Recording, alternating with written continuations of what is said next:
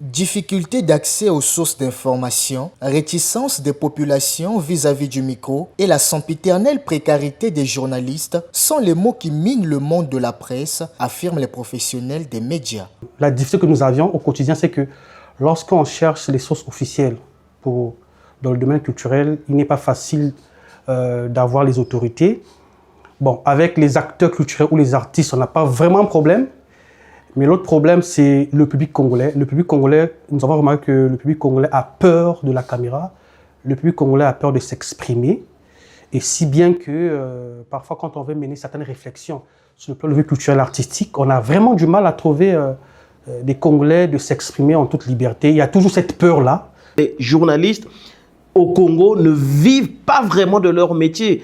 Ceux qui essaient quand même de se démarquer, c'est parce qu'ils ont des reportages ici et là. On est obligé de taxer 50 000, 30 000, 100 000 aux gens qui nous invitent dans leurs activités parce que justement, aujourd'hui, le reportage est devenu la principale source financière des médias. Quand un journaliste, il n'a pas un modèle économique, il ne sait pas comment faire, mais il va à un reportage, quelqu'un lui soudoie, il est face à un billet de 10 000 francs parce qu'il a filmé quelqu'un pendant 10 minutes et cette personne lui dit « je voudrais voir ça à la télé », vous voyez.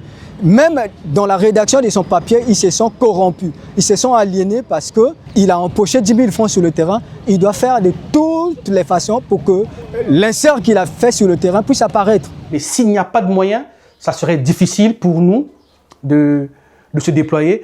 Et le journaliste va rester un peu entre griffes la propagande, la communication. Ça sera un peu être derrière les gens parce qu'il faut survivre et ainsi de suite. Mais je pense que comme nous suivons un peu l'actualité, nous osons croire que cette année, l'État congolais pourrait soutenir les médias qui méritent bien, qu'ils ont au moins ce fonds. Parce qu'après, il y a des ceux qui sont dans la politique, l'économie et autres, ils se battent avec les moyens du bord pour essayer de produire du contenu. Mais après, ce n'est pas ça quand on compare à d'autres pays comme la Côte d'Ivoire, qui sont très très avancés. Parfois, on a l'impression qu'ils sont plus que nous. Mais au fond, c'est juste un problème de moyens.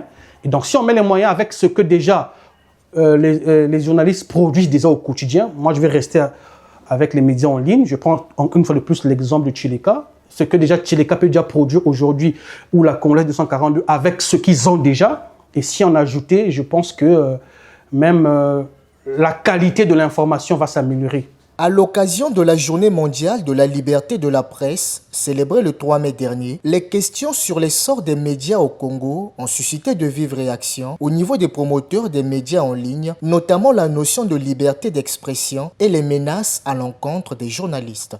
En République du Congo, la liberté de la presse est relativement appréciée, parce que si nous avons connu quelques problèmes, il faut les dire, avec les journalistes, avec certaines autorités de notre pays, même les autorités judiciaires, on peut quand même dire que au-delà de quelques problèmes qu'on peut citer, je parle bien sûr de Rosie Piot, dont le nom a été cité même dans la déclaration du GIEC, je parle de M. Kelembi, et je parle même des récents événements au niveau de Tcheleka, où on a vu ce média être attaqué par des jets de pierre. Donc, en dehors de ces quelques situations, parfois des menaces voilées à l'endroit des journalistes, je pense que cette liberté de la presse au Congo est vraiment relativement appréciée. Il n'y a pas vraiment de liberté d'expression ici au Congo. Il n'y en a pas.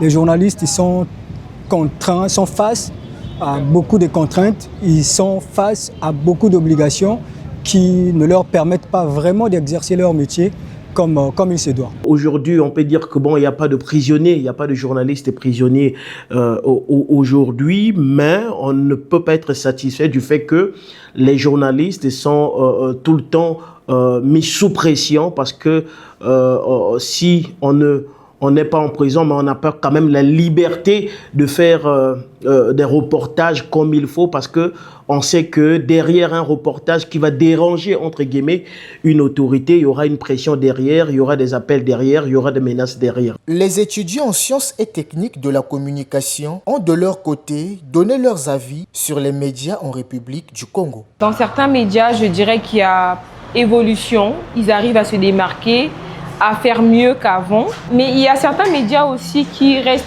quand même stagnés. Bon, après, ça dépend de la ligne éditoriale de chaque média. Mais il y a des médias aussi qui nous représentent. Par exemple, moi, en tant qu'étudiante, quand il y a des grèves ou autre chose, il y a certains médias qui donnent des informations. Par exemple, sur DRTV, ils montrent souvent. Sur Box TV aussi, ça passe. Un journaliste doit de traiter tous les sujets. Ils doivent travailler sur tous les plans parce qu'ils sont là pour informer en fait. Enlever la désinformation et être dans le travail, beaucoup plus traiter des sujets, que ce soit social, politique, tout ça là. Libéraliser complètement l'expression, de telle sorte que les journalistes ne soient pas contraints de retenir les informations et de les communiquer comme elles sont au public. Il y a trop de restrictions. Placé à la 68e place parmi le classement 2026 des Reporters sans frontières, la liberté de la presse en République du Congo demeure encore préoccupante.